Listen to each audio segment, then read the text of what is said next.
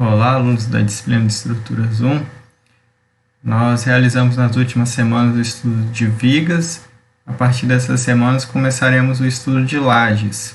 Nós temos diferentes tipos de lajes que podem ser utilizadas em uma estrutura. No nosso curso, nós veremos o dimensionamento e detalhamento de laje maciça apoiada em vigas. Porém, existem outros diversos tipos de sistemas estruturais. Nesse primeiro momento, nós estaremos vendo rapidamente alguns desses tipos e vocês também poderão estar pesquisando as particularidades de cada tipo, vendo as vantagens e desvantagens dependendo do tipo de projeto proposto. Então nós temos laje maciça, treliçada, laje lisa, nervurada, laje com capitel, sendo que no nosso curso veremos esse primeiro tipo, que é a laje maciça apoiada em vigas. Uma laje muito utilizada, a mão de obra já está acostumada aqui no Brasil em realizar esse tipo de obra, os carpinteiros, os armadores. Então, uma obra bem difundida para vãos pequenos, até uns 5, 6 metros, você consegue fazer um projeto onde não tem vigas tão altas que podem atrapalhar com relação à arquitetura. Então, aqui no Brasil é muito utilizado esse tipo de sistema, tanto para obras pequenas, casas, quanto para edifícios altos. Essas vigas elas travam os pilares e geram uma rigidez grande ali para resistir aos esforços horizontais que ocorrem em edifícios altos também. As desvantagens desse tipo de sistema, laje com vigas, é que às vezes você não tem parede embaixo dessas vigas e aí fica exposta e da parte visual às vezes não fica muito legal, aí é necessário fazer algum rebaixo de gesso e coisas assim. Então é esse tipo de laje que nós estaremos estudando aqui e vocês podem pesquisar um pouco mais sobre a utilização. Outro sistema é a laje maciça lisa, onde você não tem vigas, as lajes são apoiadas diretamente nos pilares. Esse tipo de laje você precisa ter uma espessura bem maior do que a laje apoiada em vigas, porque você tem um esforço principalmente de punção, cisalhamento entre o pilar e a laje, que você precisa ter uma espessura alta para não ter nenhum tipo de problema. Ela pode ser executada com vãos maiores, porém, quanto maior o vão, maior a espessura dessa laje e o consumo e o custo vai lá em cima também. Então, não é muito indicada para obras pequenas, porque o custo é um pouquinho mais alto do que as lajes mais convencionais. Existe outro tipo de laje parecida com a laje lisa, onde você coloca capitéis para reforçar, evitando assim esse problema de punção. Porém, para a questão visual também você tem esse dente que pode atrapalhar às vezes o que você está propondo.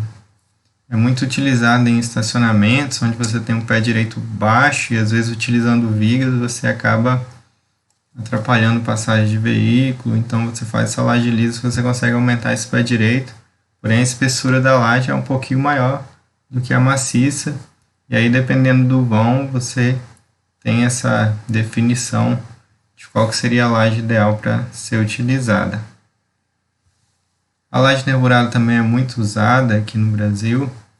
A proposta dela é retirar concreto da parte inferior. No meio do vão você tem um momento positivo, então a parte inferior está sendo tracionada. A tração que vai absorver vai ser o aço, então você retira concreto onde ele não está sendo utilizado, buscando gerar uma certa economia para a sua estrutura, reduzindo também o peso próprio. Porém, você precisa necessariamente ter uma capa sobre essas nervuras. Antigamente era permitido utilizar umas capas com a espessura 5, 6 centímetros com a preocupação de questão de acústica, desempenho com relação a incêndio, já está utilizando essa capa um pouquinho com a espessura maior, de 8, 10 centímetros. Então, para vãos muito pequenos, essa laje não é muito econômica, porque você tem uma espessura mínima aí, quando utiliza essas nervuras, de uns 20, 21 centímetros. Então, para vãos aí de 5, 6, 7 metros, acima de 6 metros, ela já é bem competitiva. E em alguns casos também o custo é menor do que se utilizasse uma laje maciça apoiada em vigas ou outro tipo de laje. Então, dependendo do caso, é uma laje que pode gerar uma certa economia com relação ao volume de concreto que será utilizado. Essa laje também pode ser utilizada sem vigas, com capitéis, onde você retira as nervuras, onde o pilar está apoiado para impedir que tenha problemas com punção. Pode ser utilizado também com vigas, porém com vigas faixas, com a espessura da laje, que também é muito utilizada. E essa laje nervurada, você precisa ou alugar ou comprar essas nervuras ou fazer com isopor para você conseguir ter esse trecho sem que o concreto preenche durante a concretagem. Então você acaba formando essas, como se fosse uma colmeia, né, esses vazios na parte inferior. Dependendo do ambiente, às vezes você necessariamente terá que fazer um rebaixo para esconder isso. Então, dependendo do tipo de projeto, é mais indicado, outros não. E, como eu falei, vocês estarão pesquisando essa semana sobre as indicações de cada tipo de laje. Então, eu estou falando brevemente aqui sobre cada uma. Uma laje muito utilizada na Grande Vitória, em algumas outras cidades do Brasil também, é a laje protendida. Essa laje protendida, geralmente ela é lisa, e a vantagem é que você consegue reduzir a espessura da laje e aumentar o vão. Se não tivesse a proteção para uma laje lisa, vãos acima de 6 metros, tem uma espessura muito grande. Quando você coloca a proteção, você consegue reduzir bastante. Por exemplo, para laje até de 7, 8, 9 metros, você faz ali entre 18 e 22 centímetros de espessura para a laje. Sem a proteção, você passaria de 30 para conseguir, para vãos assim de 7, 8, 9 metros, você precisa de uma espessura bem maior. Além de, dependendo da disposição, do tipo de estrutura proposta, disposição dos pilares, essa laje também pode ser mais econômica do que outras, dependendo se você tem acesso aí a uma empresa que fornece esses cabos e faz a proteção. Então não é para obras pequenas, onde você mesmo vai estar contratando a mão de obra, dificilmente você vai estar utilizando esse tipo de laje.